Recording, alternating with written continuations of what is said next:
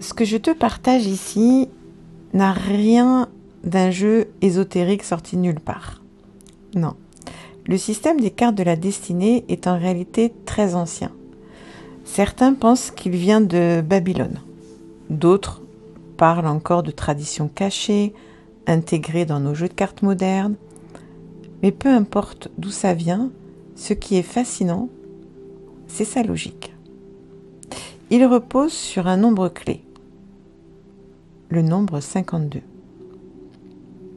52 cartes, 52 semaines dans l'année, 13 cartes par couleur, comme les 13 semaines de chaque saison, ou les 13 cycles lunaires, et 4 couleurs, cœur, trèfle, carreau, pique, comme les 4 saisons, les 4 directions.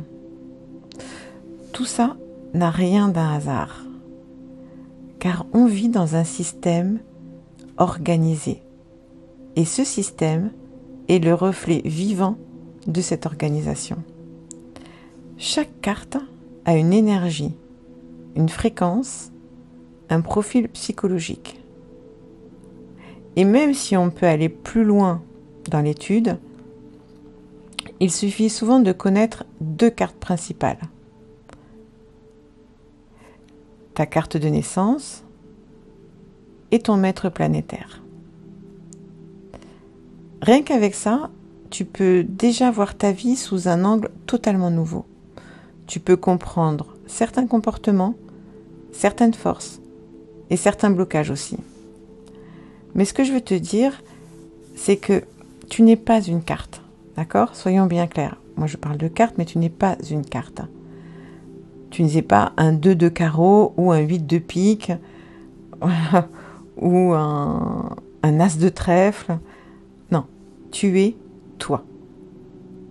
La carte est un cadre, un miroir, une fréquence énergétique.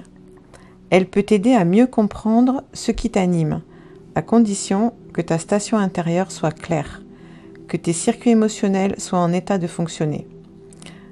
Parce que dans la réalité, la plupart des gens, moi y compris à un certain moment, vivent avec des circuits endommagés.